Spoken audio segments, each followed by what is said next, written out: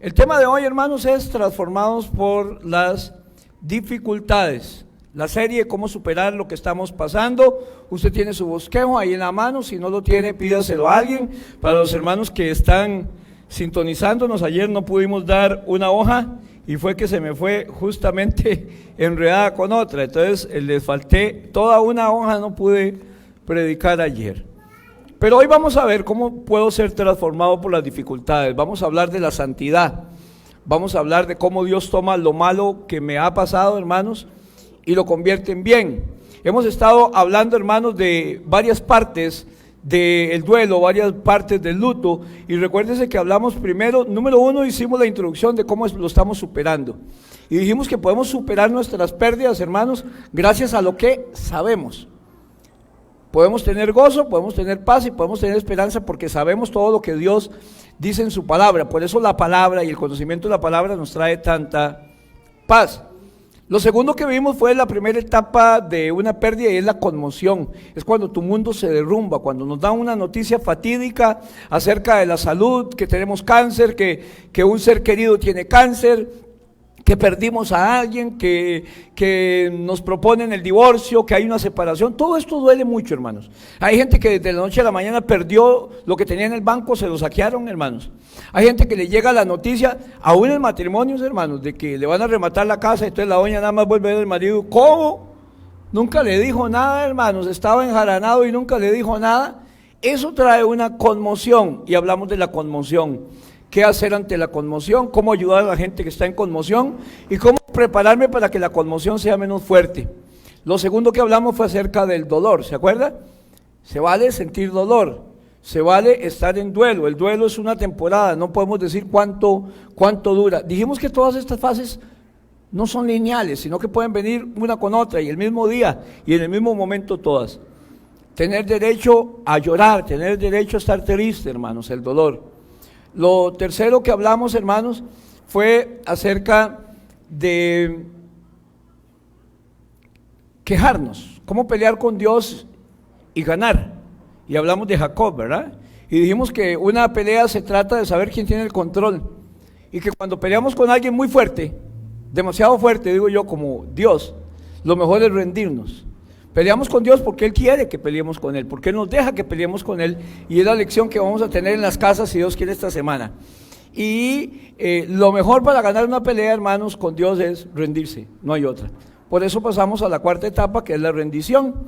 La rendición es cuando admitimos que no podemos hacer nada, que no tenemos el control, y se lo damos a Dios. Estudiamos la oración de la lamentación, ¿verdad?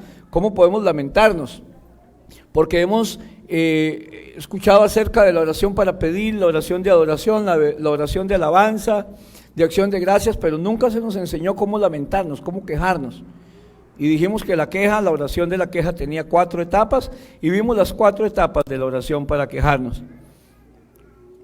Esta semana vamos a estar viendo acerca de la santificación, cómo Dios va a usar todo lo que hemos pasado, hermanos, para nuestro propio bien. Esta es la quinta etapa de la serie, y vamos a poner allí que el propósito número 1 de Dios en nuestra vida es hacernos como Jesús.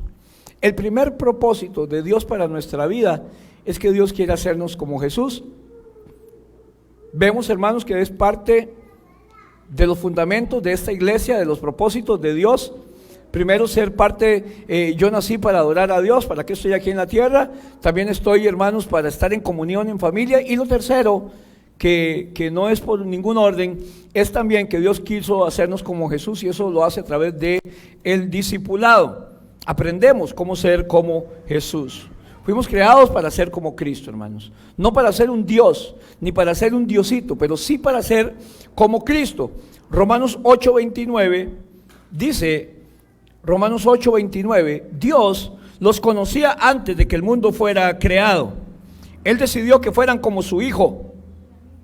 Dios decidió antes de que el mundo fuera creado, ya Él nos conocía, y Él decidió que nosotros fuéramos como su Hijo. Romanos 8:29. Ahora, Efesios 4:15 dice, maduraremos y seremos como Cristo en todo sentido. Y la Biblia dice en Colosenses 1:15, maduraremos, dice Efesios, y seremos como Cristo en todo sentido, ¿verdad? Y Colosenses 1:15 dice, nos fijamos en el Hijo, y cuando nos fijamos en el Hijo, vemos el propósito original de Dios en todo lo creado. Cuando Dios decidió crear al primer hombre, cuando Dios decidió crear al primer ser humano, Dios expresó una frase en el libro de Génesis: hagamos al hombre a nuestra imagen y a nuestra semejanza. Dios hizo al hombre, Dios nos hizo a usted y a mí en semejanza a Él mismo. Hagamos al hombre a nuestra imagen y semejanza.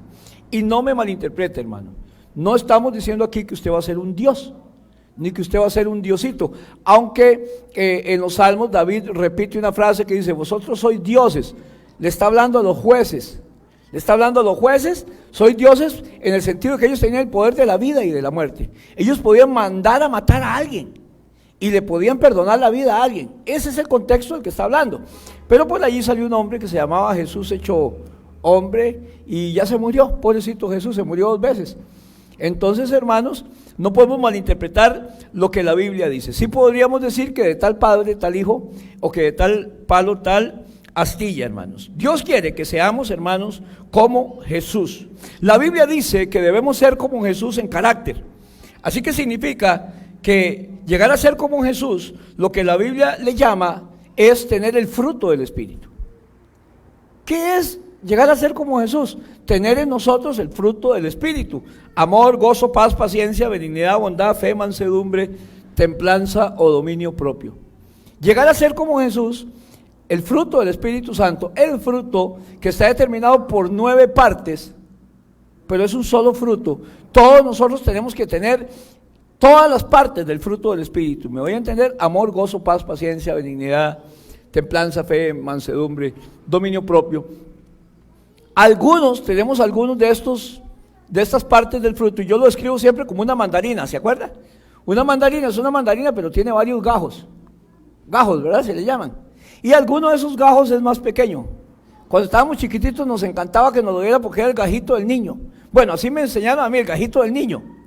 Ok, el gajito del niño es el gozo. ¡Ja! Sacarle una risa y que estén gozosos y que se levanten, hermano, es como sacarle un chiste a un vidrio, sacarle una sonrisa a un vidrio, sacarle chispas a un vidrio. Cuesta mucho, hermano. Hay gente que el que tiene ahí es la paciencia, el gajito del niño. Son de mecha corta, hermano. No puede usted decir que va a prender un fósforo porque ¡pa! Nada lo puede nombrar. Es como soltar un globo en una plantación de cactus. Cada uno de nosotros tenemos alguna parte del fruto del Espíritu, hermanos, como el gajito del niño. ¿Me voy a entender, hermanos? Y hay que irlo mejorando. Pero ser como Cristo significa que el fruto del Espíritu está en nosotros en sus 9 manifestaciones, y Cristo es descrito por el fruto del Espíritu Santo: el amor, el gozo, la paz, paciencia, benignidad, bondad, etcétera, etcétera, etcétera. Es una imagen perfecta de Cristo, y esta es la imagen perfecta que Dios quiere que nosotros tengamos. Dios quiere que su vida esté llena de amor y quiere que su vida esté llena de gozo. Alguna gente dice en los medios evangélicos que una persona llena del Espíritu Santo es una persona que habla en lenguas, o que la única señal indudable de que una persona fue llena del Espíritu Santo es que habla en lenguas. Si yo preguntara a ustedes, ¿hay alguno aquí que nunca haya hablado en lenguas? No tenga temor, levante las manos. No tenga temor, porque esa no es la única señal, ni la señal inequívoca de que usted tiene el Espíritu Santo. Es más, Pablo pregunta en un momento: ¿hablan todas lenguas? No. ¿Todos profetizan? No. Entonces, Dios reparte diferentes dones como Él quiera. Eso es lo que dice la Biblia. ¿Sabe qué es la señal inequívoca de que nosotros tenemos el Espíritu Santo? El cambio de vida. Hemos cambiado, hemos pasado de la luz de las tinieblas a la luz admirable. Entonces, ¿cómo Dios nos hace como Cristo? Este proceso se llama santificación, y la santificación es solo una palabra grande que significa llegar a ser como Jesús. Santificación es solo una palabra grande que significa llegar a ser como Jesús. La manera en que Dios produce el fruto del Espíritu Santo en nosotros, la manera en que Dios produce las diferentes partes del fruto del Espíritu Santo en nosotros, es poniéndonos en una situación adversa, en una situación contraria a lo que necesita desarrollar en nosotros. Por ejemplo, el amor. ¿Cómo Dios nos enseña a ser más amorosos? poniéndonos gente, hermanos, que son difíciles de amar. Porque si Dios le pusiera a usted un montón de gente amable, y una persona amable es gente que se puede amar, sería muy fácil amar, ¿verdad? Entonces, ese músculo, si lo pudiéramos llamar así, esa parte del amor en mi vida, no se va a desarrollar porque estoy rodeado de amor y de besos y de corazoncitos todo el tiempo. ¿Cómo Dios desarrolla el gajo del amor en tu vida? Lo desarrolla, hermanos, poniéndote gente difícil de amar. Ahora, ¿qué tal el gozo? ¿Cómo Dios desarrolla el gozo en tu vida? ¿Cómo desarrolla Dios esa parte del fruto que se llama el gozo? La felicidad, hermanos, viene de afuera, pero el gozo viene de adentro. El gozo es algo interno, es algo que yo lo tengo. Dios nos enseña el gozo, hermanos, cuando nos pone en tiempos de tristeza. Nos pone en circunstancias difíciles. Y a pesar de todo, yo me gozo en el Señor. No me gozo en las circunstancias, pero me gozo en el Señor. ¿Me explico? Dios desarrolla el fruto del Espíritu y cada parte del fruto poniéndonos en circunstancias contrarias. Ahora, ¿cómo Dios nos enseña la paz? Porque la paz es parte del fruto del Espíritu Santo. Yo creo que usted puede poner ahí algún antónimo de paz. Dios desarrolla la paz cuando estamos en tiempos de tensión y en tiempos de conflicto. Amén. Es fácil ser pacífico, decía yo ayer, cuando estamos en el Océano Pacífico. Allá, hermano el Antonio, con este sol, como el día que está haciendo hoy, ¿qué le parece, hermanos, en la playa? Qué fácil ser pacífico. Qué fácil ser pacífico allá en San José de la Montaña, hermanos, ahora con ese frito, comiéndose para el almuerzo ya adobando unas costillitas bien ricas, una parrillada. ¡Ah, qué fácil ser pacífico!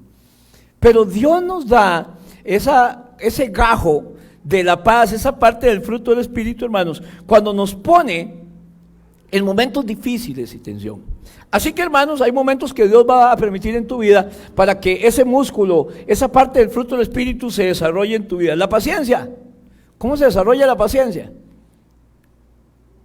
La gente le pide a Dios paciencia. Las pruebas producen paciencia. Cada vez que usted pide paciencia, Dios dice, mira, necesita pruebas. Señor, dame paciencia, yo no aguanto este mocoso. Le van a venir otro poco de cosas. Señor, dame paciencia, no aguanto este compañero de trabajo, lo van a joder más. Pídale mejor amor, pídale otra cosa diferente, paz.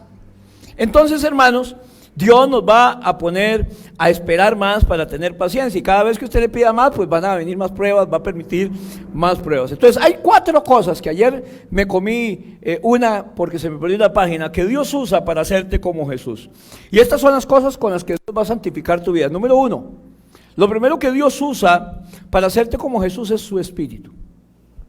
Su Espíritu. A través del Espíritu Santo Dios nos hace como Jesús.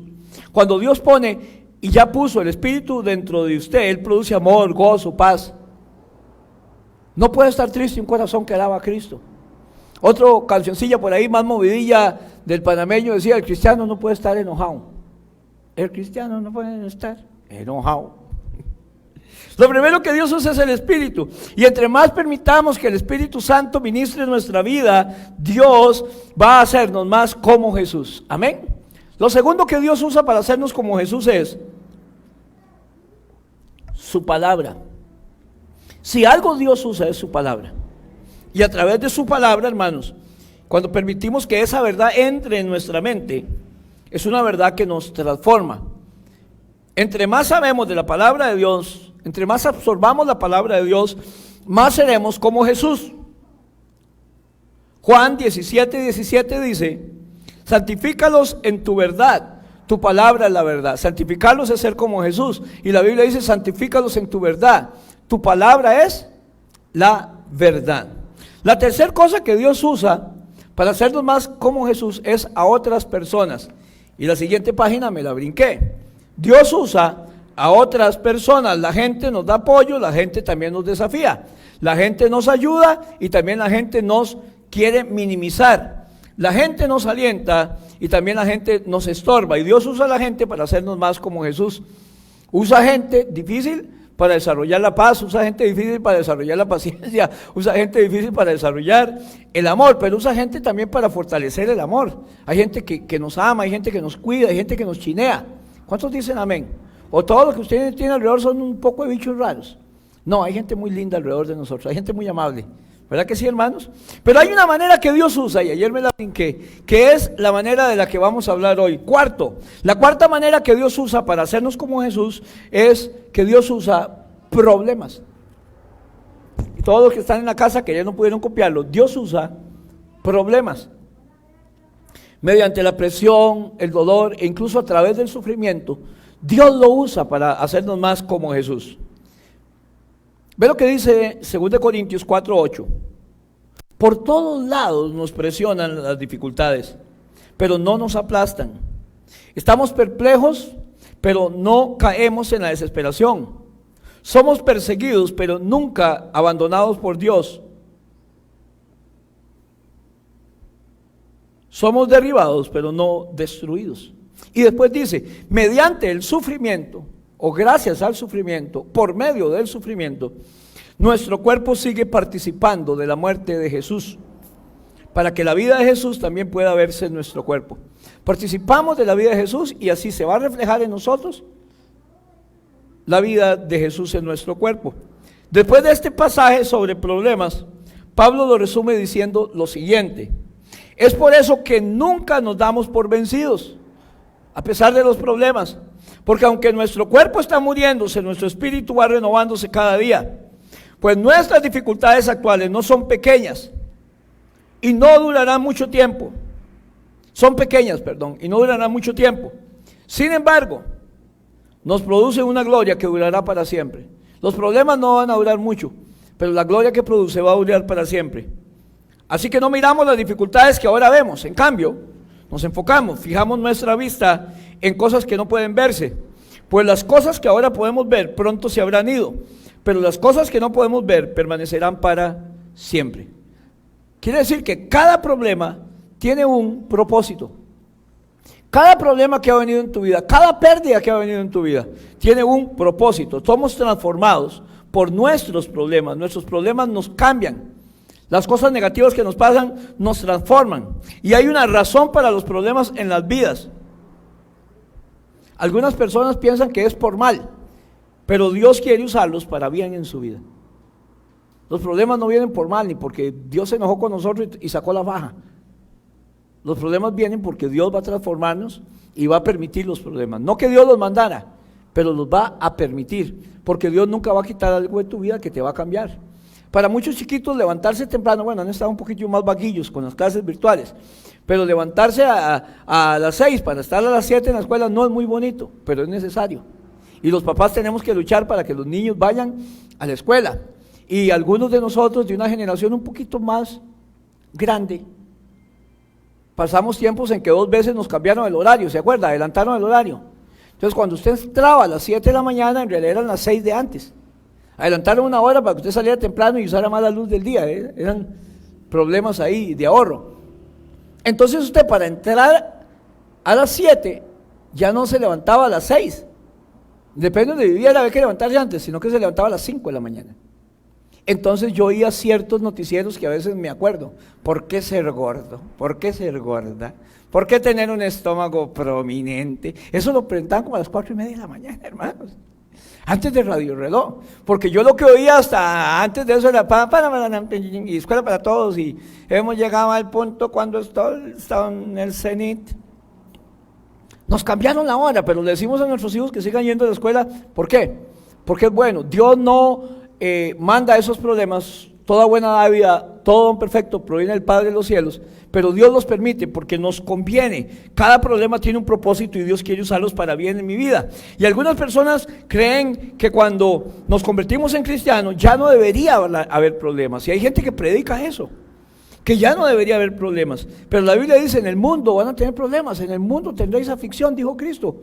Nada más que confiad, porque yo he vencido al mundo. Y Pedro, que ayer no pude decir esta cita, en primera de Pedro 4:12 dice: no se sorprendan por las pruebas de fuego o por el fuego de prueba que les ha sobrevenido, por las que están atravesando, como si algo extraño les sucediera. No es extraño las pruebas, deberíamos esperar las pruebas y no deberían sorprendernos. ¿Por qué? Porque este no es el cielo. En el cielo todo es bueno, en el cielo todo es perfecto, pero este no es el cielo. En el cielo todo es bueno porque todo lo que se hace en el cielo es la voluntad de Dios, ahí se hace la voluntad de Dios. Pero aquí en la tierra la gente no quiere hacer la voluntad de Dios. El clima no funciona perfectamente. La salud no funciona perfectamente, hermanos. Nada, ninguna relación funciona perfectamente, ni el matrimonio. Nuestro cuerpo tampoco, hermanos. Todo en la tierra está roto, ya no es igual sembrar. Antes los abuelos sabían cuándo sembrar, ahora no saben, el clima está loco, hermanos. Nada de lo que sembramos sabe igual. Han cambiado tantos híbridos y han hecho tanto experimento para que las semillas y los frijoles y el arroz soporte más las plagas, que ya sabe diferente. Estuvimos en Estados Unidos y mi esposa Lili se hace un buen arroz con leche, modestia y aparte. Hay muchas hermanas aquí que hacen arroz con leche. Pocas comparten, pero muchas hacen muy rico. Y vieras que no le quedó bien a Lili, hermanos. Y yo me cocino una carnilla en salsa vacilona y no quedó igual. Todo es diferente, hermano, parece mentira. Ah, es la misma salsa de tomate, ¿verdad, Kenia? No. Consiga achote en Estados Unidos. ¿Cuántos oímos alguna vez que a esa comida hay que ponerle achote? Allá una hermana en Estados Unidos mandó una foto de un arroz con camarones, blanquititito, hermano. Lo más rojo en los camarones. Ya las cosas no están igual, ni aquí mismo. Yo me acuerdo que en la escuela lo que me daban era un gallito de mortadela, una tortilla con mortadela, y yo con esa hambre, hermanos, para comer, pero esa mortadela sabía riquísimo.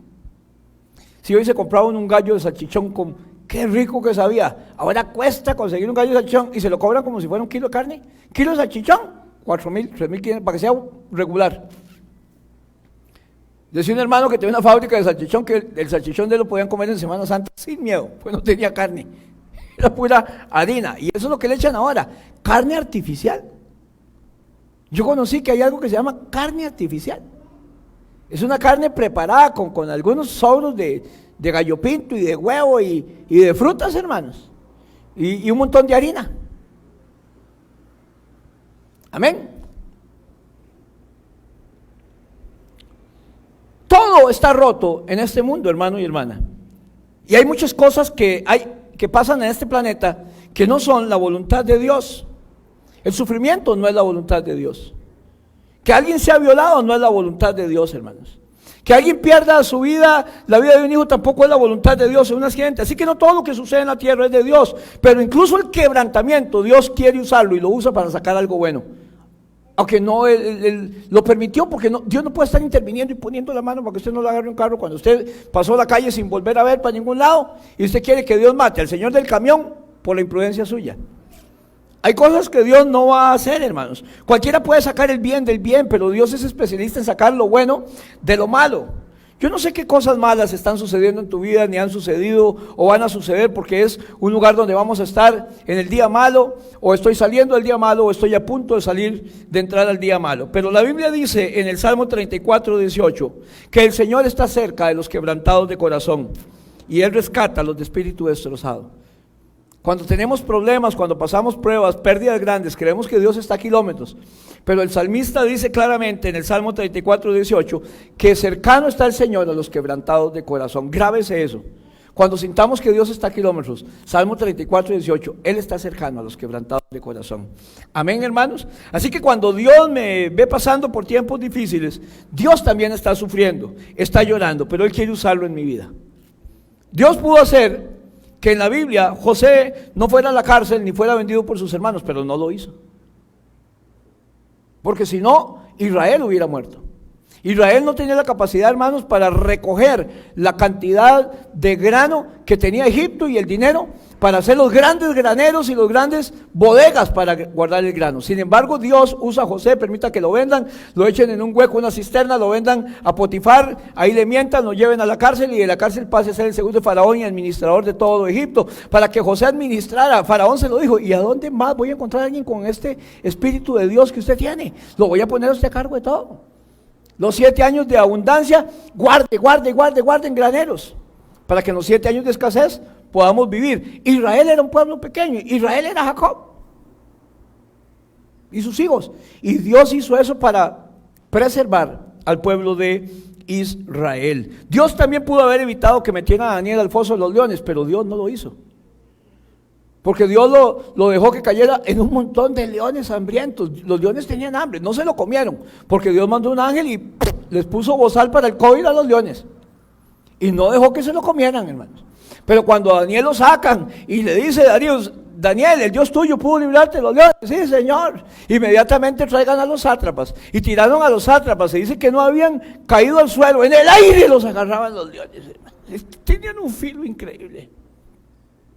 Y Dios lo permite porque todo lo que pasó en el pasado, hemos estado leyendo, sirve para que sea nuestro ejemplo, para que nos enseñe a tener confianza en Dios. No importa, a veces estamos en medio de un foso de leones, de gente, de fiera, hermanos, que nos ataca. Sin embargo, Dios tapa bocas todavía. ¿Alguien dice amén? Dios pudo haber evitado que Pablo naufragara, pero no lo hizo. Dios pudo haber evitado que Sadrach, Mesach y Abednego estuvieran en el horno de fuego, pero no lo hizo. Dios pudo haber evitado que su hijo muriera en la cruz, pero no lo hizo. ¿Y sabe por qué no lo hizo? Porque Dios tenía un mejor plan, porque Dios tenía un plan mayor. Una de las promesas más importantes de la que vamos a basarnos hoy está en Romanos 8:28, que usted se la sabe y si no debería saberla, ¿verdad que sí? La receta mucho usted esa frase, se le olvida fácilmente. Romanos 8:28, Reina Valera, y sabemos que a los que aman a Dios, todas las cosas les ayudan para bien. Esto es a los que de acuerdo a su propósito son llamados. Acá dice, sabemos que Dios hace que todas las cosas cooperen para el bien de los que lo aman y son llamados según el propósito que Él tiene para ellos. Ahora, ¿qué es lo que dice? La primera palabra importante subrayar es sabemos. No inventamos, no intuimos, no es que tal vez, que puede ser que pretendemos, que esperamos, sino que sabemos. ¿Amén, hermanos? Entonces Dios dice que nosotros sabemos.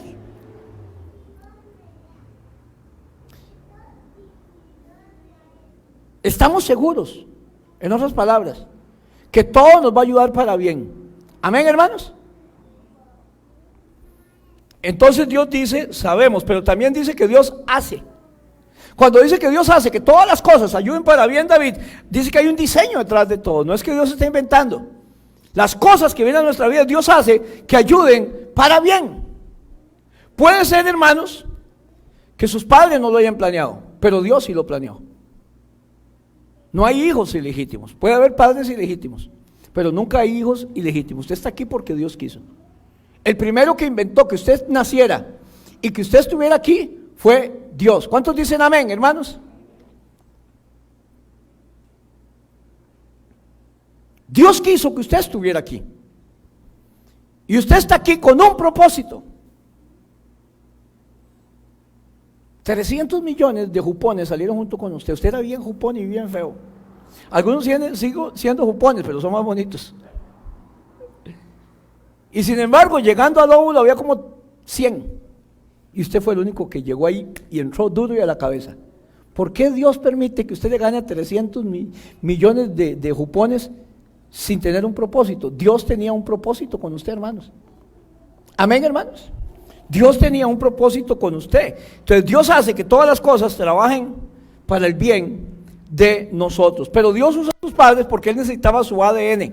Y el ADN que usted y yo tenemos, ese genoma humano, solamente podía ser a través de Teresa León y Arturo Campos. Y usted es usted, gracias a Eric y a Erika. Tenían que ser ellos. Si no lo planearon, salados. Dios sí lo planeó. Ese ADN, porque Dios quería que usted fuera usted. Y cuando lleguemos al cielo, Dios no nos va a decir, porque usted no fue más como Machito, porque no fue más como su tata. No, Dios nos va a decir, porque usted no fue más como usted. Porque Dios lo hizo a usted para que usted fuera usted. ¿Entiende? Con sus aparentes complejos, con sus miedos, con sus temores, Dios necesitaba que usted fuera usted. Amén, hermanos. Para usar a otras personas, para usted usarlo para favor de otras personas, etcétera. Entonces sabemos que Dios hace y sabemos que esta no es una promesa para todos, sino que es una promesa para los que aman a Dios. Y si usted no hace la voluntad de Dios, usted no está amando a Dios.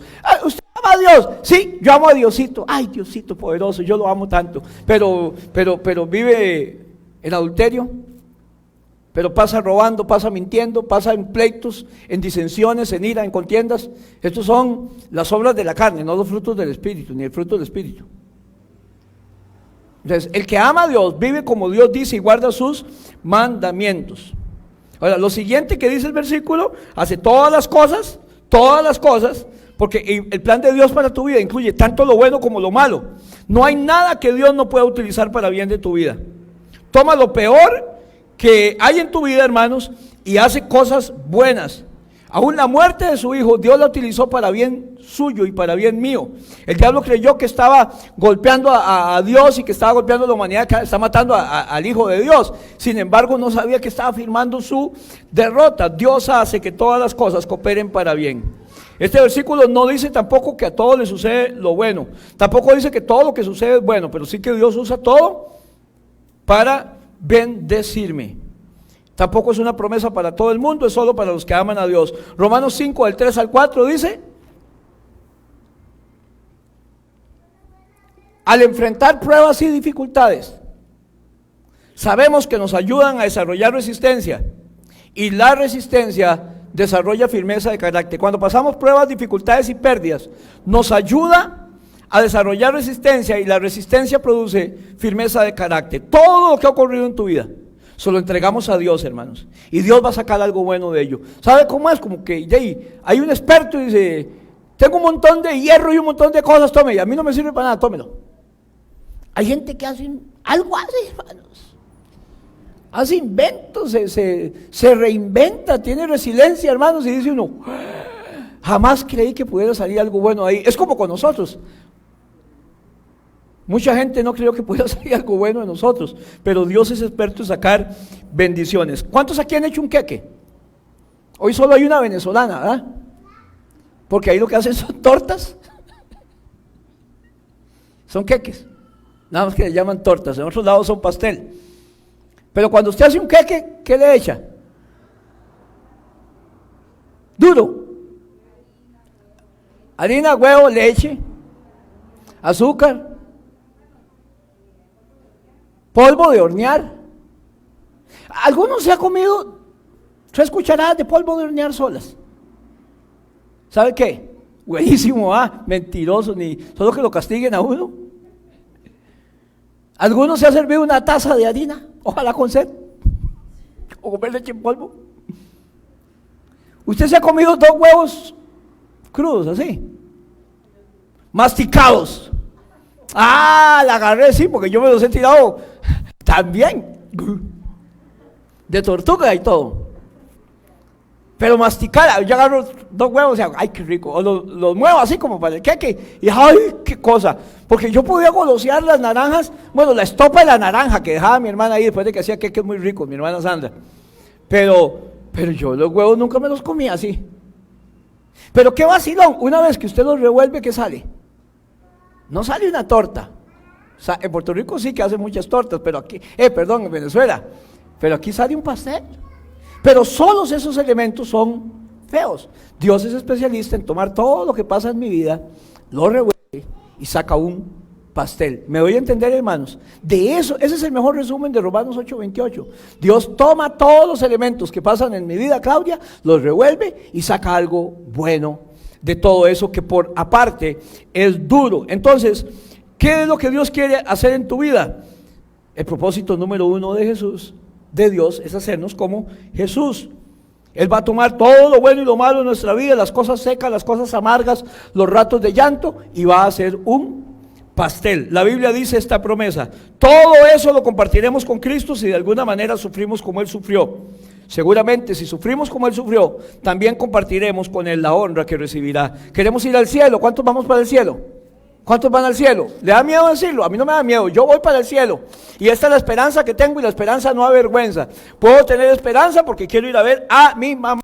Y ya usted sabe que es lo primero que voy a decir a mamá cuando esté allá, y no se lo repito, se lo dejo para una trivia. Cuando Jesús estaba en la tierra, piense esto, hubo momentos en que se encontraba solo. ¿Sí? ¿Y usted cree que usted no se va a sentir así? Cuando Jesús estuvo en la tierra, pasó por momentos cansados, fatigado. ¿Y usted cree que usted no se va a sentir así? Ahora, Jesús pasó por momentos donde no le agradó a la gente, donde no era un billetito de 20. ¿Y usted cree que usted a toda la gente le va a agradar? Hermano, hay gente que a usted lo vomita. Hay gente que a mí me quiere mucho, pero hay gente que no me aguanta.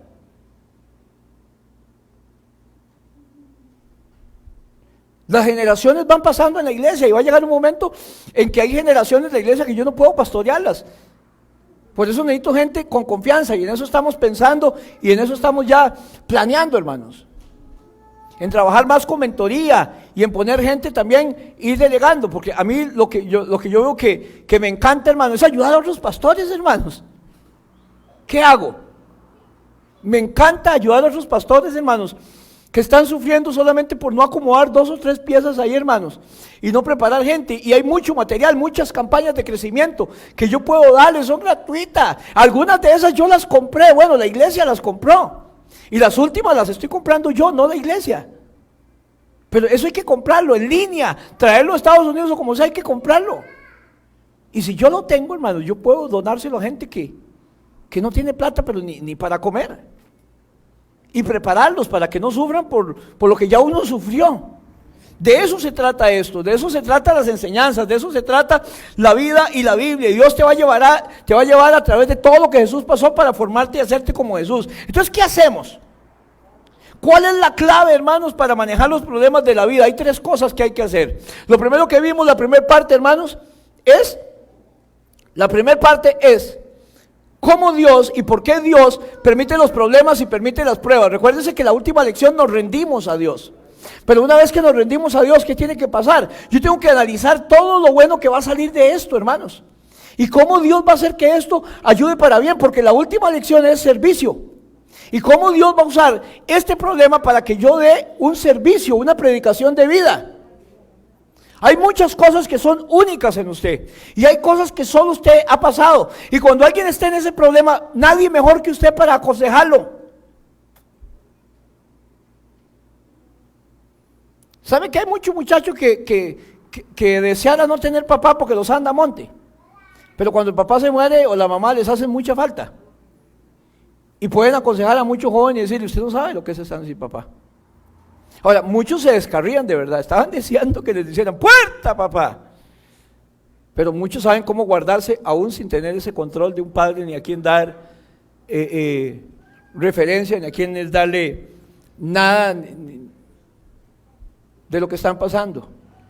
Nadie mejor que ellos para hacerlo, nadie mejor que alguien que ha salido del alcoholismo para ayudar a alguien que está en el alcoholismo. Nadie mejor, hermanos, que ha perdido un hijo para ayudar a alguien que ha perdido un hijo. Sin comparar, ¿verdad? Porque recuerde que las pérdidas son diferentes. Pero yo estuve un rato en unos zapatos muy parecidos a los suyos. Tal vez no son la misma medida, pero yo sé que sí se puede. Yo he predicado mucho de la paz de Dios que sobrepasa todo entendimiento. Filipenses 4:7, lo sabemos, la queremos. Pero yo sé lo que es eso, hermano. Yo estuve resfriado y yo tomé Panadol. Yo sé de la manera más inexplicable del mundo que cuando usted necesite esa paz, Dios se la va a mandar, no antes. Es cuando usted y yo la necesitemos. Así que lo primero que hacemos para manejar los problemas en la vida son 3 cosas. Número 1, recordar que el plan de Dios es bueno. Recuerdo que el plan de Dios es bueno. ¿Cuántos dicen amén? Recuerde que usted no es un hijo ilegítimo. Y que Dios ya tenía planes con usted y que el salmista dijo, mi embrión vieron tus ojos y en tu libro estaban escritas ya, no había ningún invento, todas aquellas cosas que yo iba a vivir sin haber vivido ninguna de ellas. Dios sabía las dificultades que iban a venir, las cosas malas que iban a venir, las circunstancias que iban a venir, pero Dios sabía también que eso yo lo puedo manejar. Yo puedo hacer, de todo eso puedo hacer un queque, de todo eso yo puedo hacer un pastel. Eso en mis manos es otra cosa. ¿Cuántos dicen amén? Él es el creador. Somos barro en sus manos y las circunstancias lo que hacen es como gente que pinta, hermano. Hay gente que carga. Ustedes han visto ese señor Tas de Canal 13. A veces se le hace un manchón porque los buenos fallan. Y dice, nada, se preocupe mi amiguito, vamos a hacer un pajarito. Del manchón hizo un pajarito. Él tiene la posibilidad de crear. Yo veo a Dios así, haciendo pajaritos de manchones en nuestras vidas, hermanos, sacando cosas hermosas de nuestras cenizas, porque Dios no ve cenizas, Él ve materia prima. ¿Por qué existe el reciclaje? Porque alguien deseó sacar algo bueno de reciclar, hermanos. Dios recicla nuestros problemas.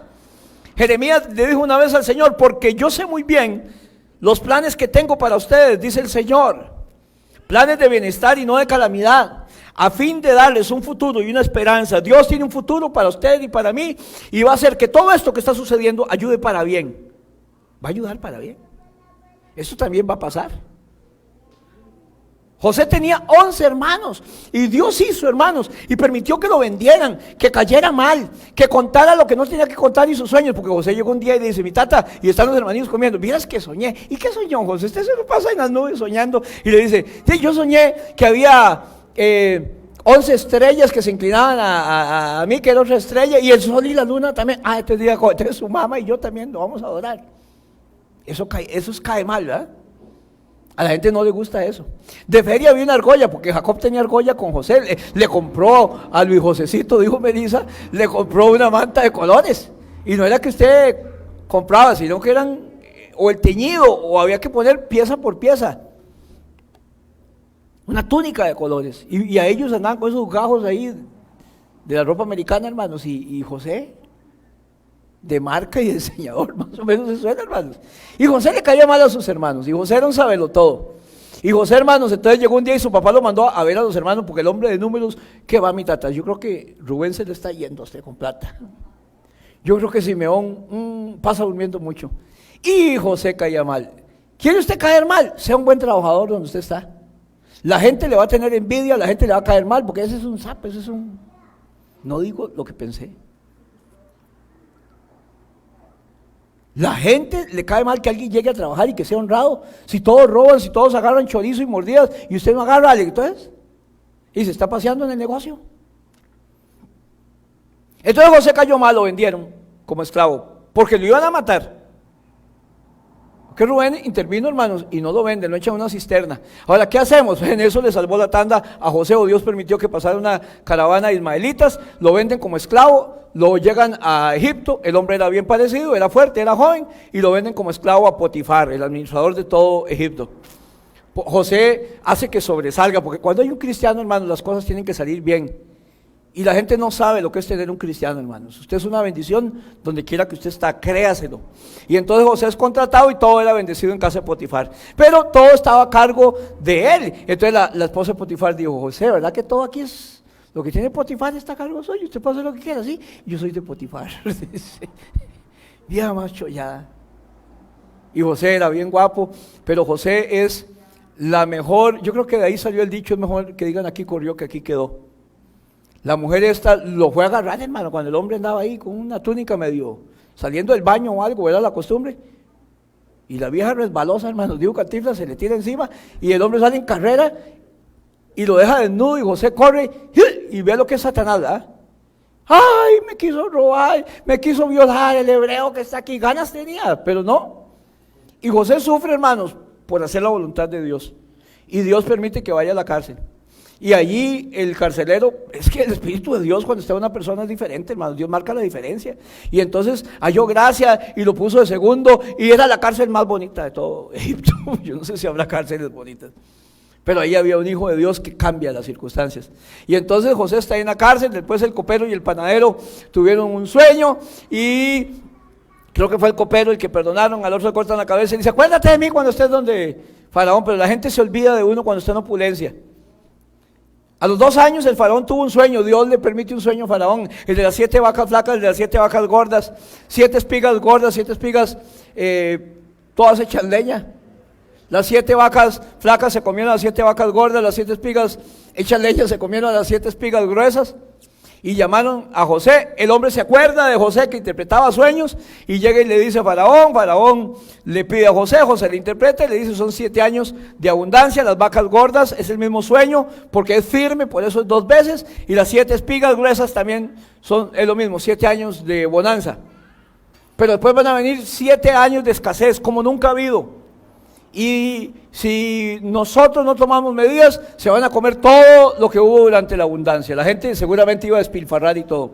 Ponga a usted, Faraón, a un hombre que administre esto, que sea inteligente, guapo como yo, y póngalo a administrar. Dice Faraón: ¿a dónde voy a encontrar a alguien que tenga el espíritu que usted tiene? le dio el anillo, lo puso el segundo y todo era José. José manda a hacer grandes graneros, empieza a meter y a meter trigo. No hubiera podido pasar eso, Anthony, en Israel. Eran muy pocos los israelitas. Y la cantidad que pudieron haber sembrado no daba, eran muy pocos. ¿Y a dónde? Mientras tanto que construían los graneros ya estaban las 7 vacas flacas. No podían sembrar y construir. Los egipcios tenían mucha gente, mucho esclavo. Y entonces, hermanos, Dios usa esto a favor. José fue vendido como esclavo, estuvo en la cisterna, miente la mujer para que vaya a la cárcel, para que en la cárcel conozca al panadero y al copero, para que ir delante de Faraón, para que por medio de José el pueblo de Israel fuera guardado. Dios siempre va a hacer algo, porque Dios sabe mezclar todo para hacer un pastel.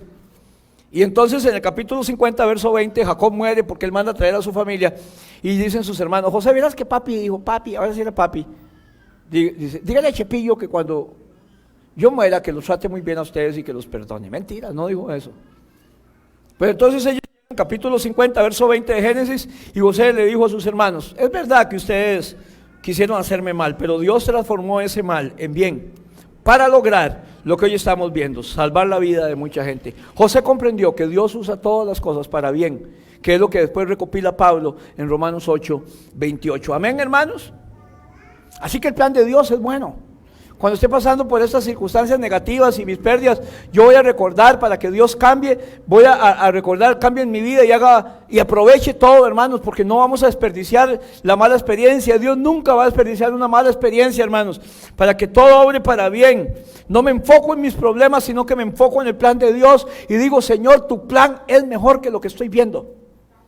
Y tú vas a usar esto para hacer un pastel, para hacer algo bueno. Que todo lo que viene es temporal, pero la recompensa que viene es eterna, hermanos. No puedo tener pensamientos a corto plazo porque me desanimo.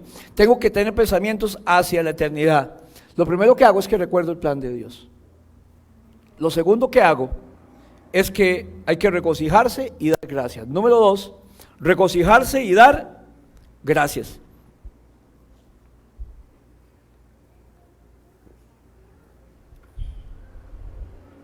Regocijarse y dar gracias. Estás en el problema, reconoces que hay que rendirse ante Dios, que no hay manera de ganarle a Dios, que la mejor manera es salir menos golpeado y rindiéndome, porque si no me va a quebrar la mano, hermanos. Me rindo y le digo, Señor, dejo todo esto en tus manos, Señor, haz lo que quieras. Él va a hacer que todo ayude para bien. Me regocijo y doy gracias. 1 Tesalonicenses 5:18. Den gracias a Dios en toda situación. No dice por todo, ¿verdad que no? Dice en todo. Es un mal uso de las preposiciones, por y en.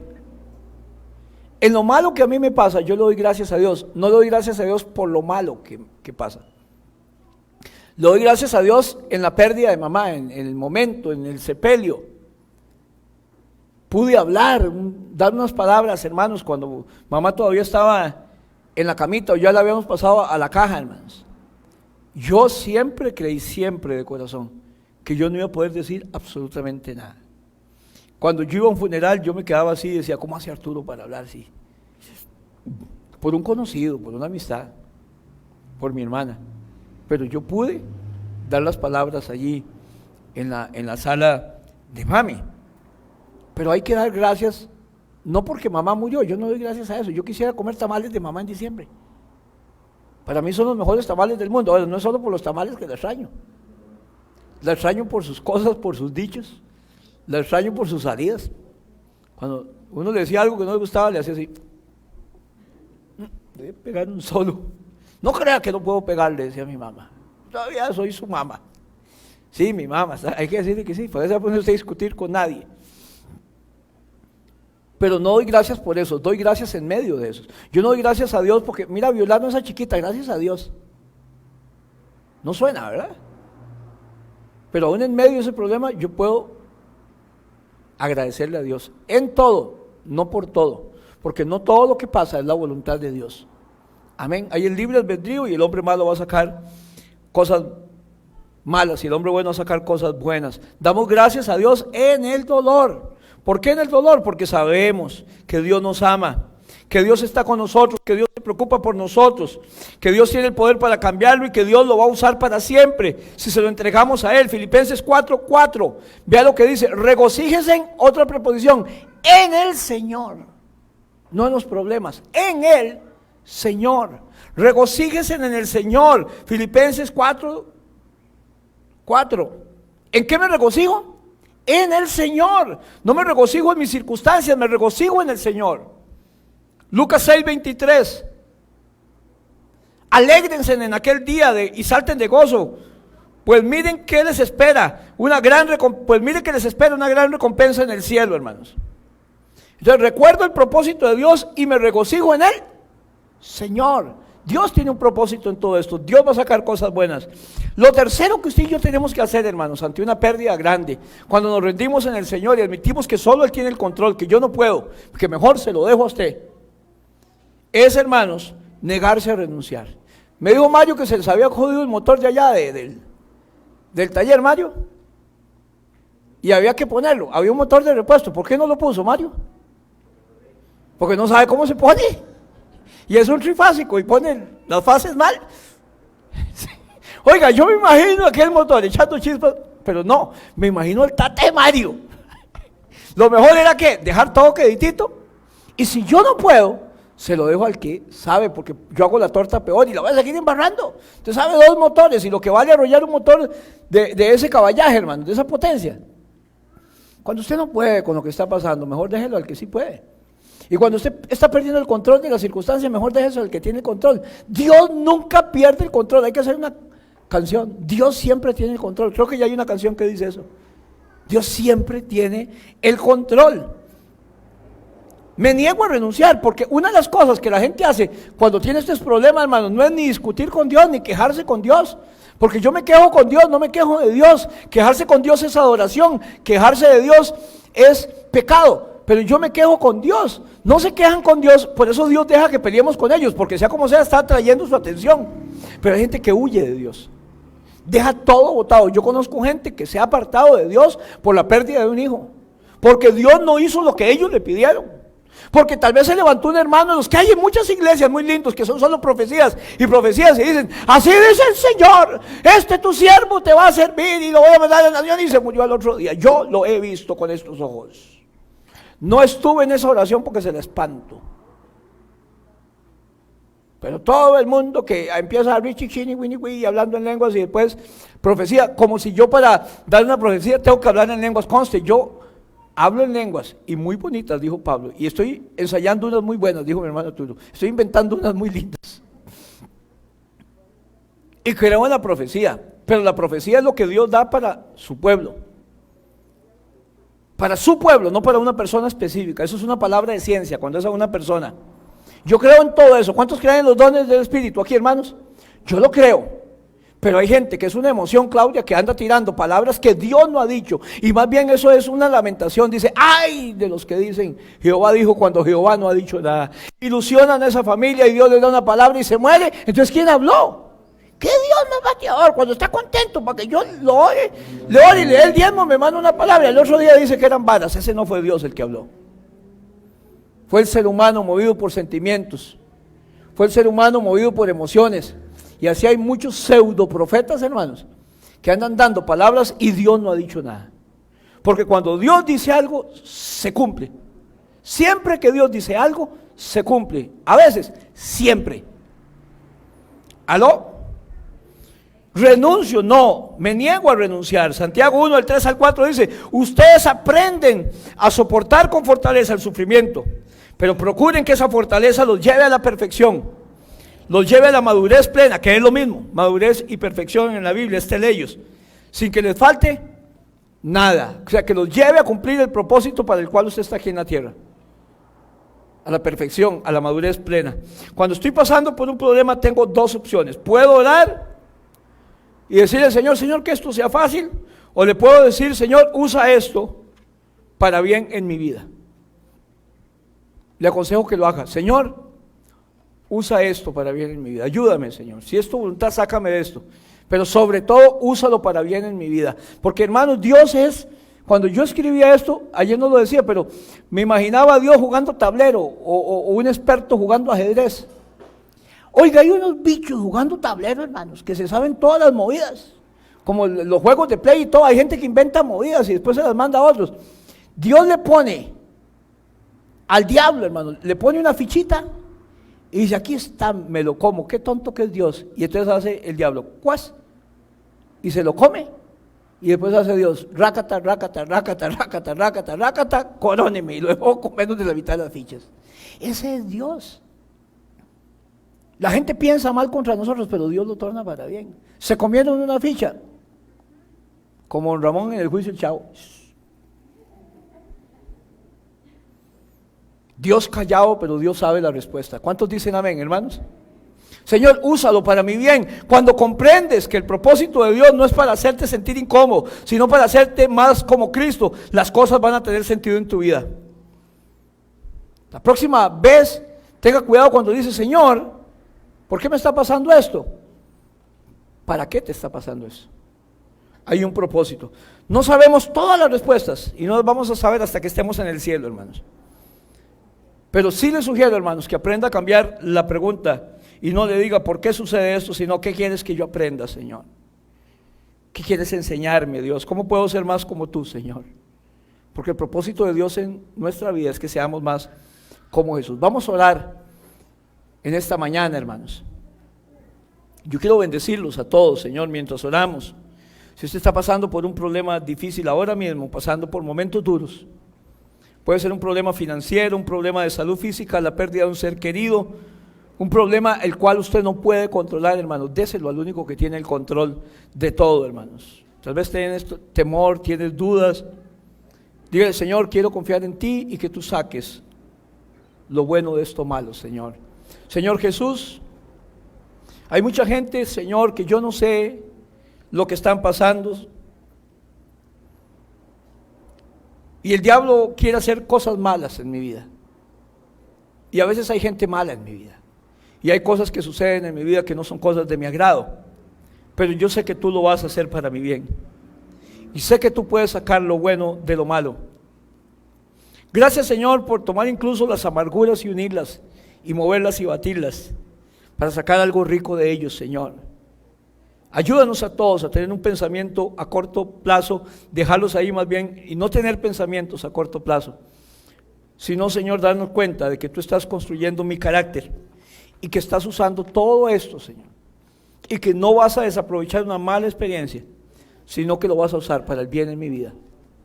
En el nombre de Jesús, Señor. Amén. Y amén. Gloria a Dios por todo y que Dios les bendiga, hermanos.